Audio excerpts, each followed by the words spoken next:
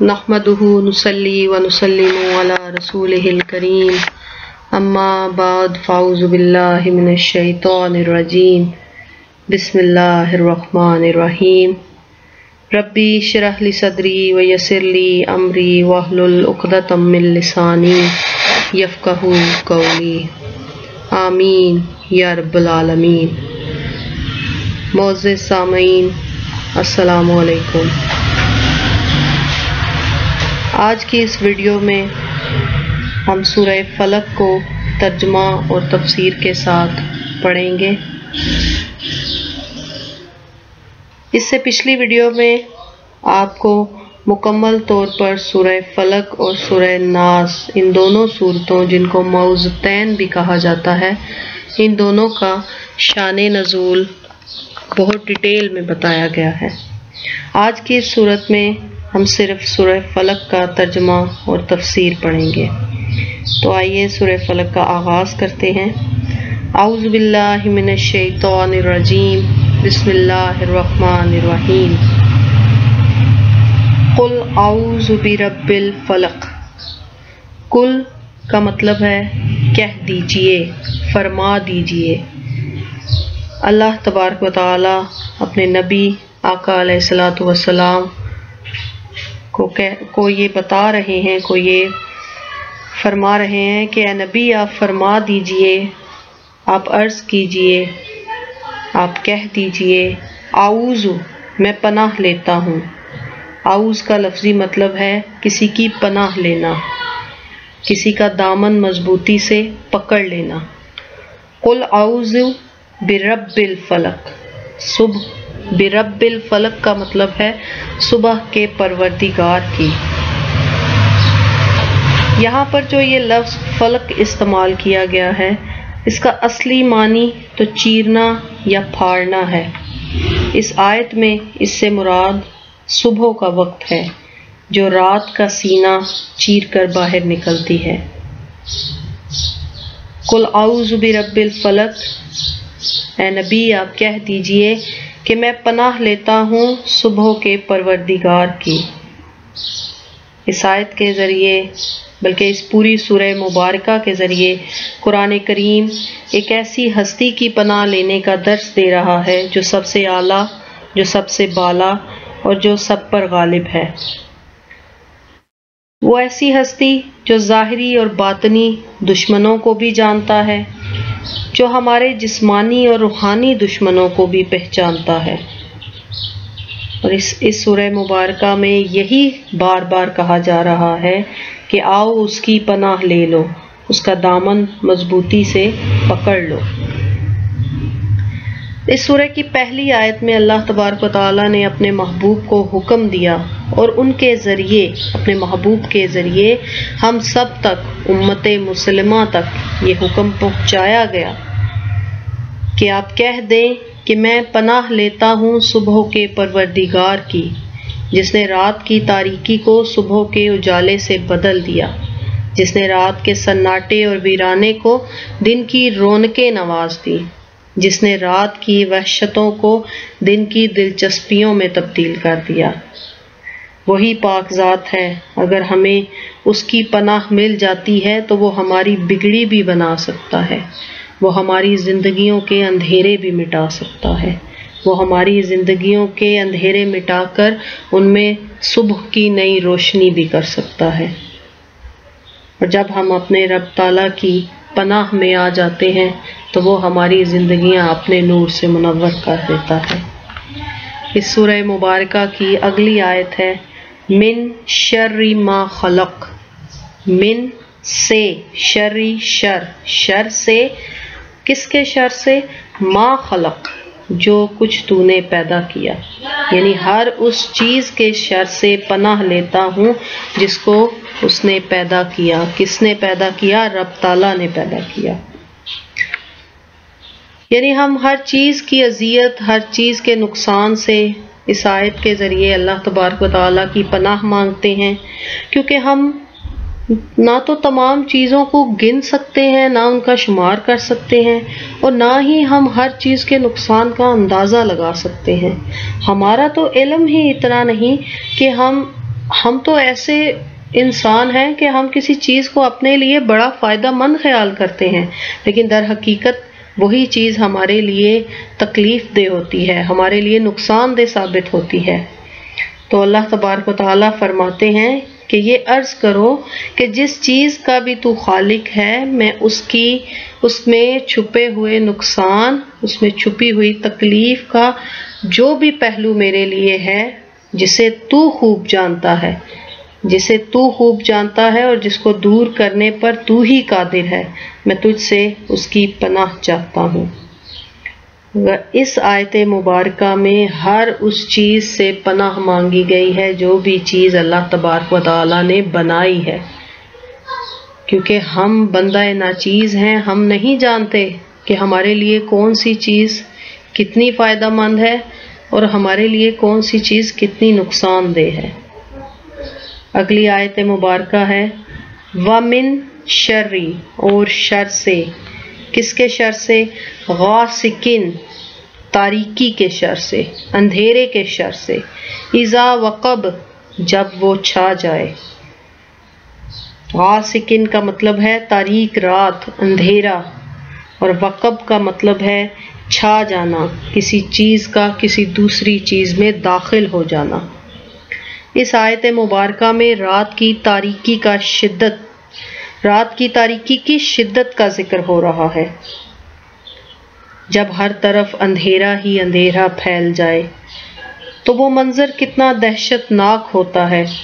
نیز رات کی تاریکی سے فائدہ اٹھا کر چور چوری کرتا ہے، قاتل خون ریزی کرتا ہے، اور جتنی بھی شر انگیز قوتیں ہیں وہ ہر طرح کے خوف سے بے خوف ہو کر، بے ڈر ہو کر وہ شر انگیزی کی حد کرتی ہیں، اور جس کو لوٹنا ہوتا ہے رات کی تاریکی میں وہ تو خود پڑا خواب غفلت میں بے سود پڑا سو رہا ہوتا ہے، اسے اتنی بھی فرصت نہیں ملتی کہ وہ کسی کو اپنی مدد کے لیے پکار سکے۔ اس لیے رات کی تاریکی کے شر سے پناہ مانگنے کی یہاں پر ہدایت کی جا رہی ہے، تلقین کی جا رہی ہے۔ اگلی آیت مبارکہ ہے وَمِن شَرِّ النَّفَّاثَاتِ فِی الْعُقَدِ، وَمِن، اور، وَمِن شَرِّ، اور شر سے، کس کے شر سے؟ نفاثاتی، پھونکیں مارنے والیوں کے شر سے، فی العقد، گھروں میں۔ یہاں پر نفاثات کا لفظ استعمال ہوا ہے، اس کا لفظی مطلب ہے تھوڑی سی تھوک پھینکنا یا پھر تھوڑی سی پھونک مارنا، اور عقد کا لفظ استعمال ہوا ہے جس کا معنی ہے گرا لگانا۔ معزز سامعین، جادوگر جب جادو کرتے ہیں تو وہ منتر اور وہ اپنے وہ کوئی جادوئی کلمات تو ان کو نہیں کہیں گے، وہ اپنے کوئی جادوئی منتر پڑھتے ہیں، طلسماتی منتر پڑھتے ہیں، تو وہ منتر اور طلسم پڑھ کر وہ ایک دھاگے میں گرا ڈالتے ہیں، پھر وہ اس پر پھونک مارتے ہیں۔ اور جس طرح اللہ تبارک و تعالیٰ کا پاک کلام ہے، قرآن پاک ہے، اگر ہم اس کو پڑھتے ہیں تو اس کے ہم پر اچھے اثرات ہوتے ہیں، پاکیزہ اثرات ہوتے ہیں۔ اسی طرح جو شیطان کے یہ منتر ہیں، جو شیطان کے طلسم ہیں، جو یہ شیطانی جادو کے جو اثرات ہیں، وہ تو انتہائی تکلیف دہ ہوتے ہیں، ان کے نتائج انتہائی برے ہوتے ہیں، اور ان کا مقصد ہی کسی کو تکلیف دینا، کسی کی برائی ہوتا ہے۔ اب سحر یا جادو سے کسی چیز کی حقیقت بدلتی ہے یا نہیں، یہ ایک بہت بڑا اور ایک انتہائی الگ سا موضوع ہے، لیکن اس میں کوئی شک نہیں کہ اس سے انسان نفسیاتی طور پر ضرور متاثر ہوتا ہے۔ اب قرآن پاک میں ہاروت و ماروت کے واقعے میں بھی یہ بتایا گیا ہے کہ شیطان لوگوں کو ایسا جادو سکھایا کرتے تھے، وہ ایسا جادو سکھاتے تھے کہ اچھا بھلا رستہ بستہ گھر اختلافات کی نظر ہو جاتا تھا، وہ ایسا جادو سکھاتے تھے کہ میاں بیوی کی باہمی محبت اور پیار نفرت میں بدل جاتی تھی۔ اور قرآن پاک میں ہی فرعون کے جادوگروں کا بھی تذکرہ آیا ہے کہ جب انہوں نے اپنے منتر پڑھے اور انہوں نے ان رسیوں پر پھونکیں ماری تو ہزارہا لوگ جو وہاں دربار میں موجود تھے، ان سب کو یہی نظر آیا کہ وہ رسیاں سانپ بن گئی ہیں اور وہ سانپوں کی طرح لہرا رہی ہیں۔ اب کسی کو، معزز سامعین، کسی کو کیا خبر کہ کوئی انسان اس کے لیے کیسا کیسا جادو کر رہا ہے۔ اسی لیے اس آیت مبارکہ میں اس چیز کو بھی خصوصیت کے ساتھ ذکر کیا گیا کہ یا الہی، جو مجھے دکھ پہنچانے، جو میرے گھر کا سکون برباد کرنے، جو میری صحت کو بگاڑنے کے لیے ان حرکتوں میں ہے، جو جادو ٹونے میں لگا ہوا ہے، جو گروہ پھونکے مارنے والیوں کے ساتھ جڑا ہوا ہے، جو ان حرکتوں میں لگا ہوا ہے، میں خود ان کے شر سے اپنی حفاظت نہیں کر سکتا۔ اے میرے مولا، اے میرے نگہبان، اے میرے مالک، مجھے اپنی پناہ میں لے لے اور مجھے ان کے شر سے بچا لے۔ اگلی آیت مبارکہ ہے وَمِن شَرِّ، اور شر سے، حاسدٍ، حاسدوں کے، اذا حسد، جب وہ حسد کریں۔ اس آیت مبارکہ میں حاسدوں کے حسد سے پناہ مانگی گئی ہے۔ اللہ تبارک و تعالیٰ نے اپنے نبی کریم علیہ الصلوۃ والسلام کو یہ حکم دیا کہ آپ یہ پڑھیں کہ آپ یہ عرض کریں اور کہ میں حاسدوں کے حسد سے تیری پناہ چاہتا ہوں۔ حسد کی تشریح کرتے ہوئے ابن منظور لکھتے ہیں کہ حسد کا معنی ہے کسی کی خوشحالی اور عزت کو دیکھ کر جلنا اور یہ آرزو کرنا کہ کاش یہ دولت اس کی بجائے مجھے ملتی، اور یہ جو عزت کسی دوسرے کو ملی ہوئی ہے وہ مجھے ملتی، اور اگر یہ چیزیں مجھے نہیں ملی، یہ چیزیں میرے نصیب میں نہیں تھیں، تو کم از کم جسے ملی ہیں اس سے بھی چھین لی جاتی، اس کو بھی اس سے محروم کر دیا جاتا۔ حاسد کبھی بھی حسد کی آگ میں جلنا نہیں چھوڑتا، وہ کبھی بھی ہاتھ پر ہاتھ رکھ کر بیٹھا نہیں رہتا، بلکہ وہ ہمیشہ ایسی سازشیں کرتا ہے، ایسی تدبیریں سوچتا ہے جس سے وہ اپنی اس ناپاک آرزو کو پورا کر سکے۔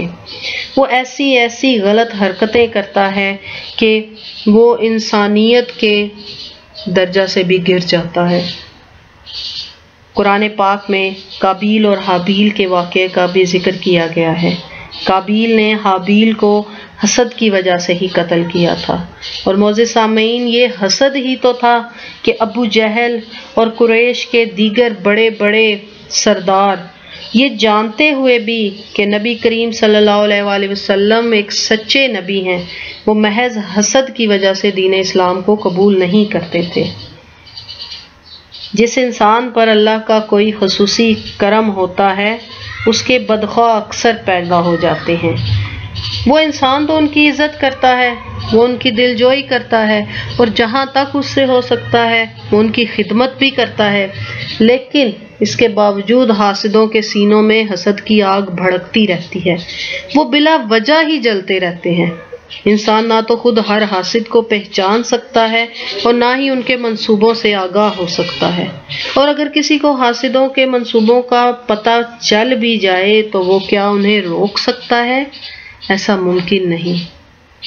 اس لیے اس آیت مبارکہ میں حکم دیا جا رہا ہے کہ تم اپنے رب کریم کے دامن میں پناہ لے لو، ان حاسدوں کے حسد سے، ان حاسدوں کی شر انگیزیوں سے۔ بے شک ان حاسدوں سے وہی بچ سکتا ہے جسے اللہ کی پناہ ہے۔ اس سورہ مبارکہ کے آخر میں یہ دعا کرنا چاہوں گی کہ اے رب کریم، ہم تیری بارگاہ میں ہاتھ پھیلائے ہوئے ہر اس چیز کے شر سے پناہ مانگتے ہیں جو ہمارے لیے نقصان دہ ہے، ہر اس چیز کے شر سے پناہ مانگتے ہیں جس میں ہمارے لیے کوئی نہ کوئی نقصان چھپا ہے۔ اے میرے مالک، ہمیں جادو کرنے والوں، ہمیں گروں پر پھونکنے والیوں اور ہمیں حسد کرنے والوں سے بچا۔ اے میرے مالک، اے میرے پروردگار، ہمیں اپنی پناہ میں لے لے۔ بے شک اگر ہم تیری پناہ میں آ گئے تو ہم دین و دنیا میں کامیاب ہو جائیں گے۔ آمین یا رب العالمین۔